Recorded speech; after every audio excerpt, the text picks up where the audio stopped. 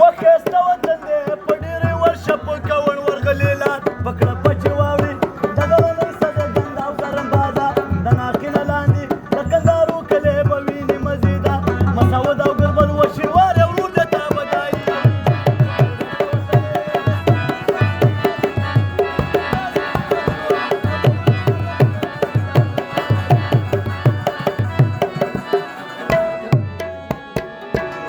او د لکړو په لار باندې د ورشه ته به وینې قلاګۍ د ویزې او څاګۍ سړک ورغلی په کنډ او د ناوګۍ نه واپس ته چې ځي د محمد ګټ نه به سپېشل وکړي غواګۍ چمرکن به وینې د شیخ بابا دره کې شته دی